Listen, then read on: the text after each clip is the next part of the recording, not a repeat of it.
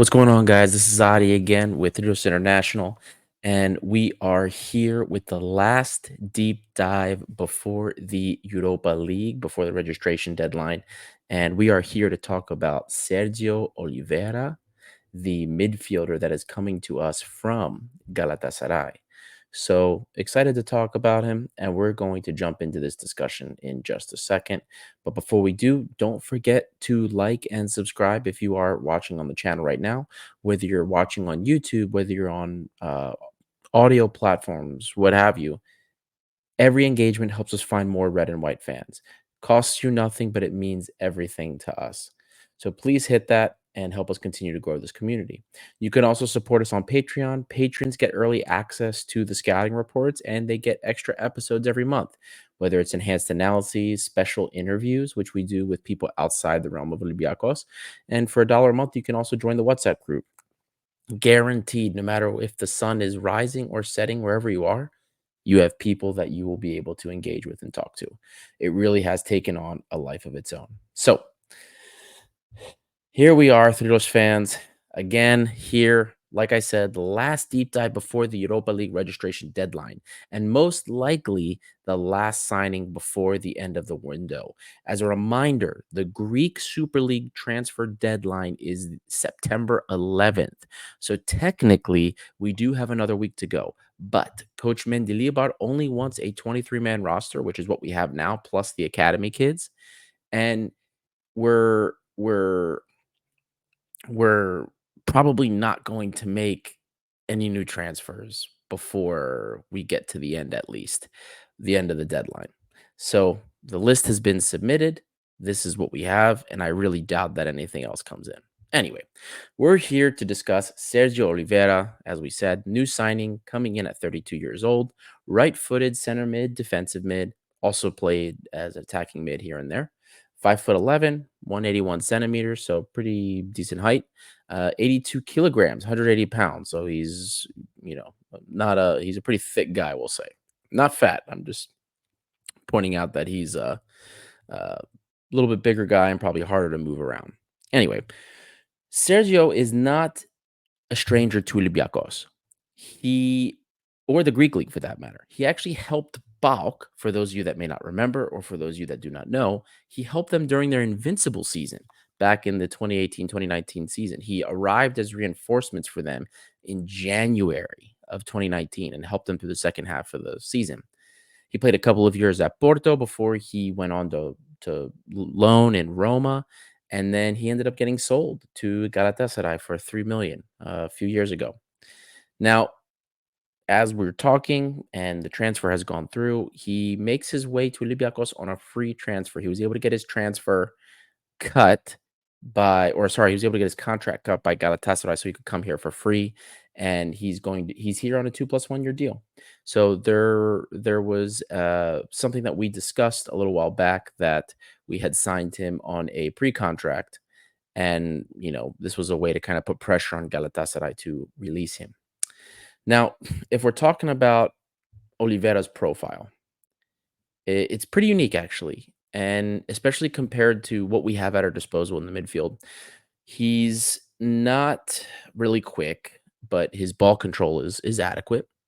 He's primarily a deep-lying midfielder, but there's plenty of context, especially when he was at Porto, where he would get into more advanced positions. His touch is pretty close. There's not much agility to speak of, but he is difficult to dispossess because he's a pretty strong and powerful guy. Touch is clean, doesn't really have a low center of gravity though, or the smoothness of a player like Fortunis or Horta. And I'll dive deeper into these traits kind of as we go through the scouting report. Once again, we are going to look at how the profile fits with our understanding of Mendilibar's system and its current asks. So that's been kind of the theme for everything we've done. We're now, knowing what we know about Jose Luis Mendilibar and the system, we are going to be evaluating players based on what he wants and what he wants in each of these categories. So first thing we're going to start with is, as we always do, goal creation. Now, you're going to notice something here. The data is from the 22-23 season, 2022-2023.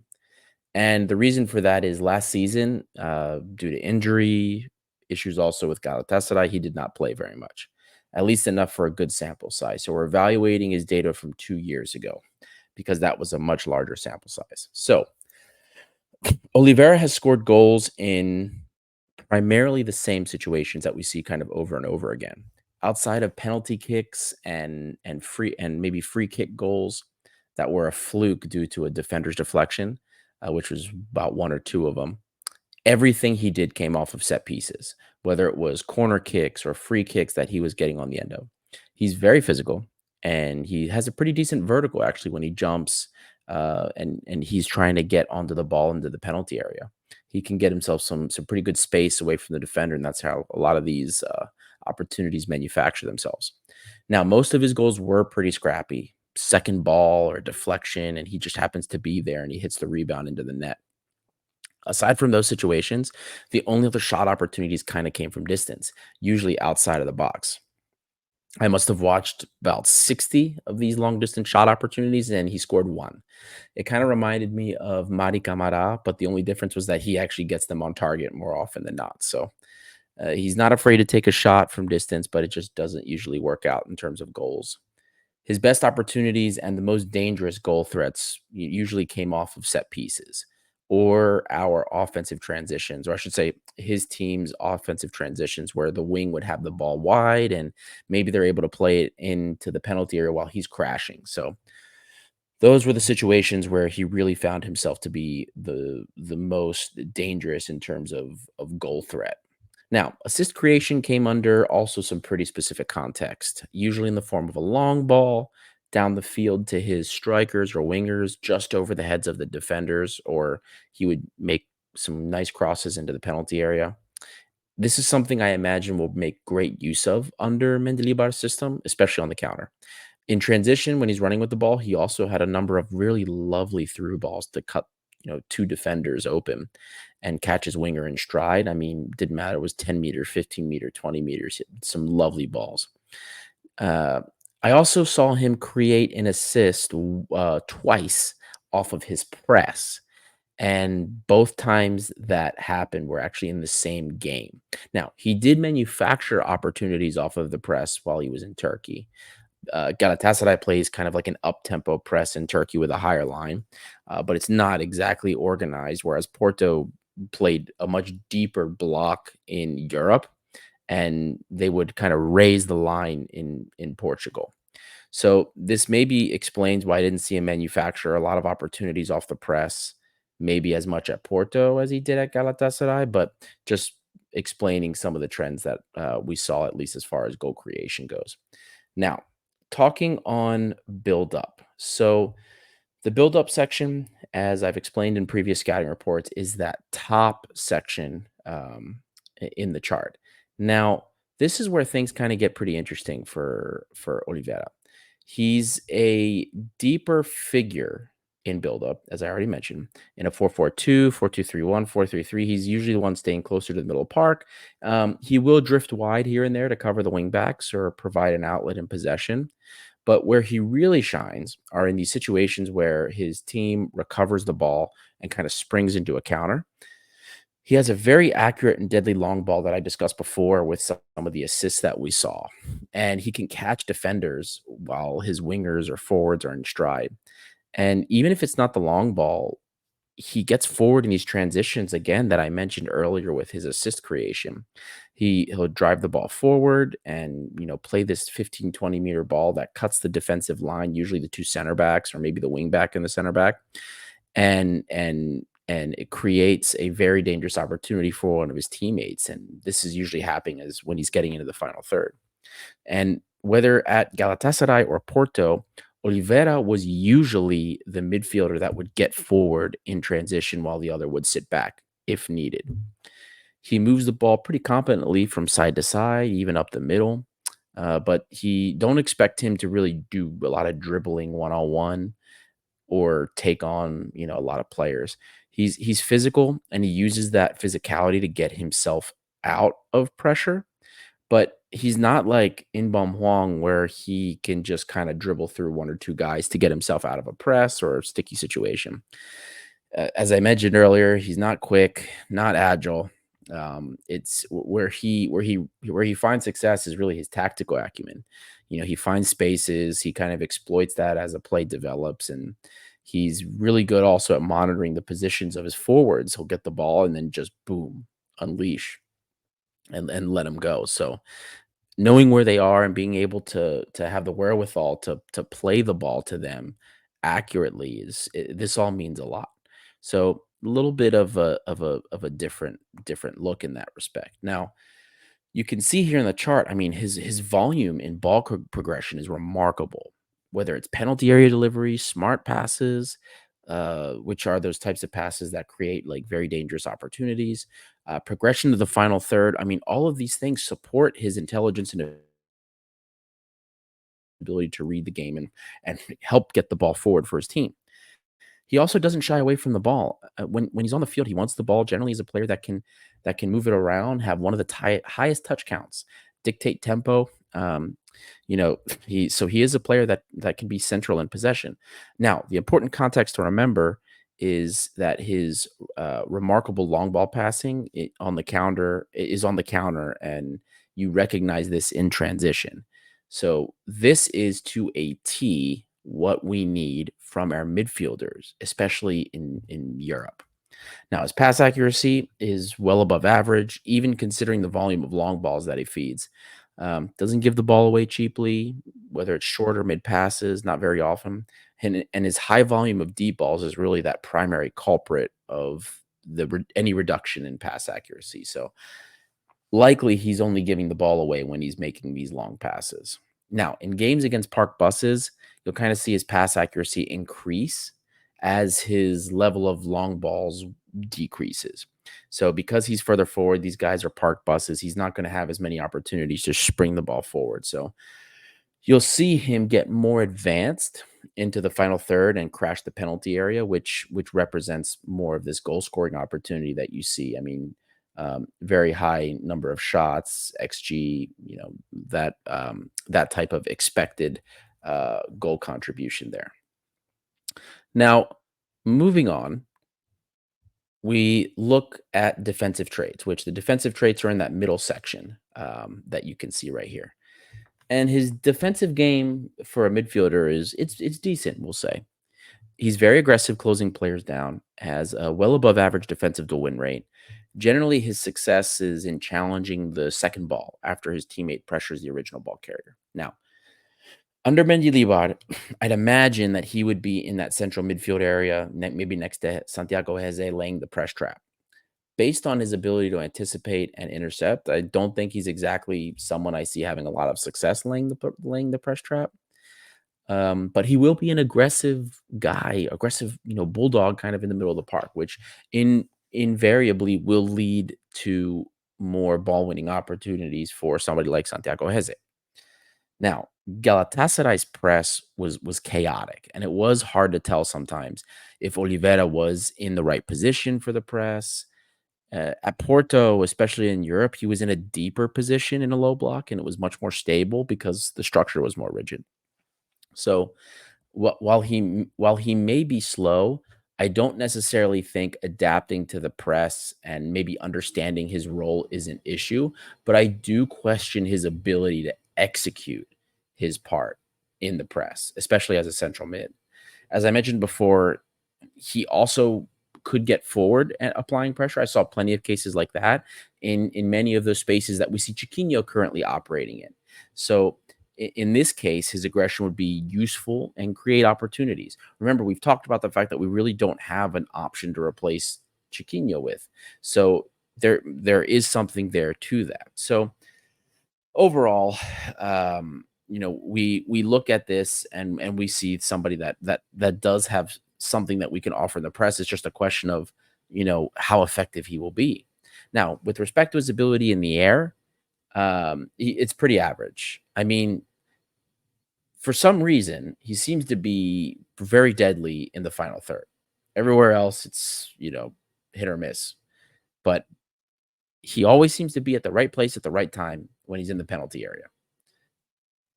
His aggressiveness, ability to make space for himself, he sniffs more than a few opportunities in that respect. So Something just a note when it comes to his aerial capabilities. Now, some of you have asked me to compare Sergio Oliveira to Costas Fortunis. Now, while it would not surprise me to see Oliveira used in that Mendilibar 10 position as a backup to Chiquinho, he has spent most of his career as a deeper mid. So therefore, I decided that it would be better for me to compare him to Andre Horta. So since the Antipodens we just signed is Willian, our attempt to replace what we lost with Horta is definitely Oliveira. So in this comparison, you look at the radar plot. The red plot is Horta, the blue plot is Oliveira.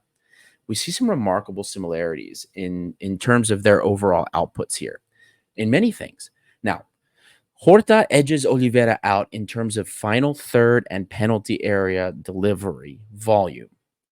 Oliveira edges Horta out in build up into the final third and his ability to cut the defensive lines in transition, uh, and also in volume of goal and shot creation.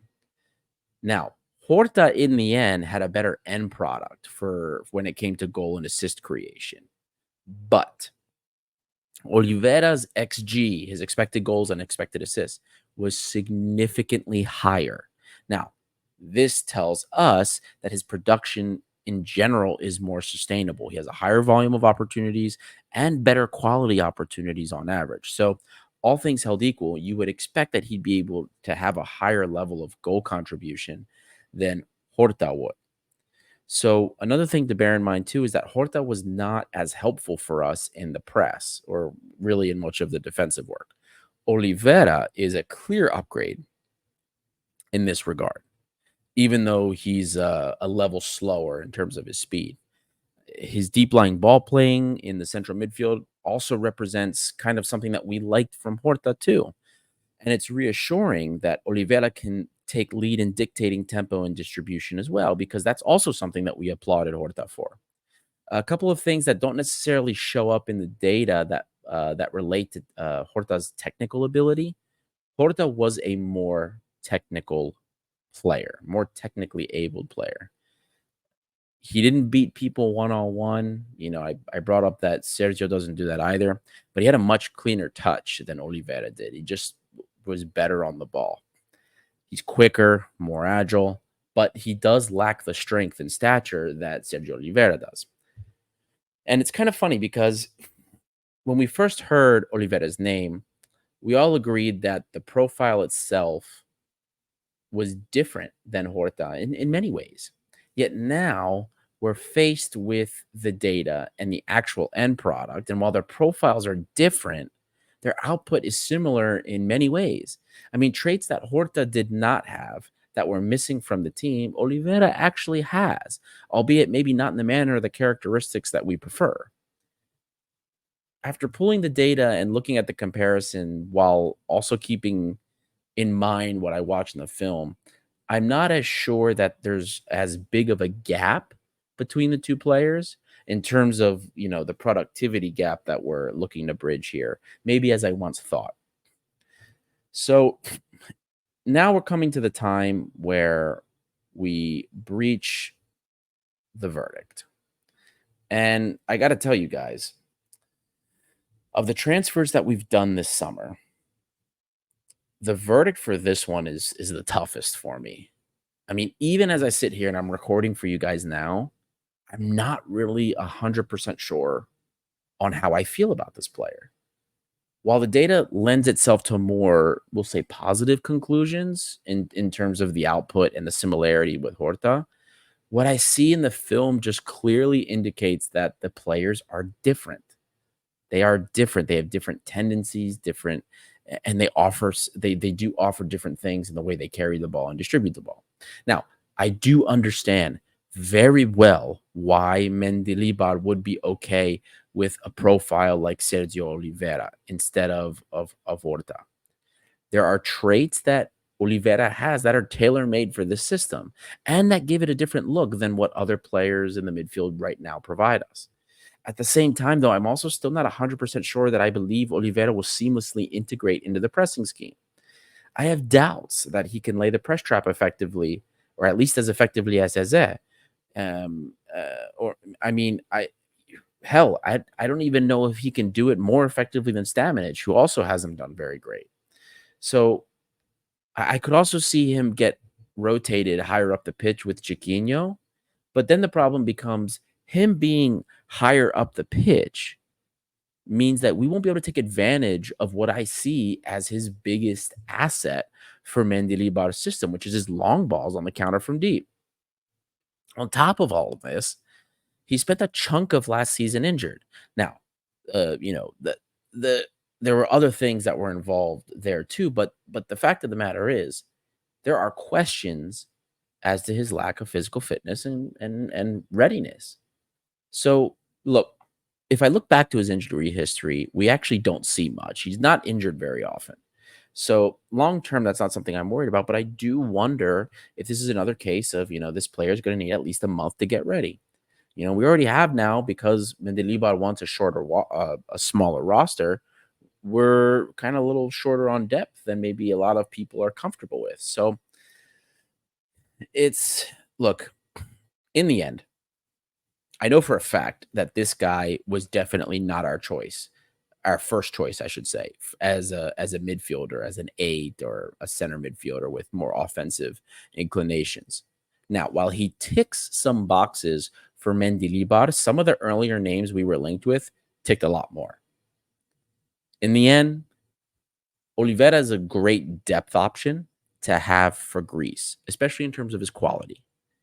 In Europe, though, while he may not be 100% effective in the press, he does give us a different look and skill set in the midfield that could prove useful for us. So for this, I'm going to give this transfer a thumbs up. It's not amazing.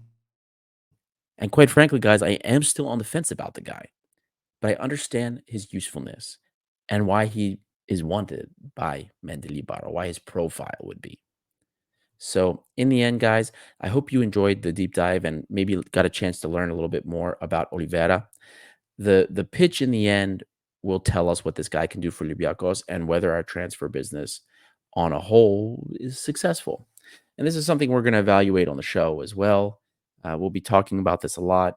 I know a lot of you are unhappy, but there are positives to see here. And I know a lot of you are judging this because in the end, you wanted Fortunis, Podence, and Horta to come back, and they did not come back.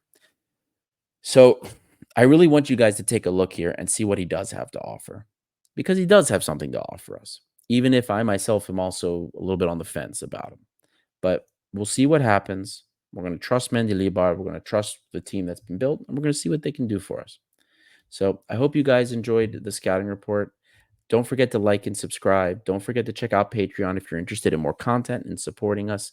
I'm Adi. This is the Los International by the Fans for the Fans, and we'll see you next time.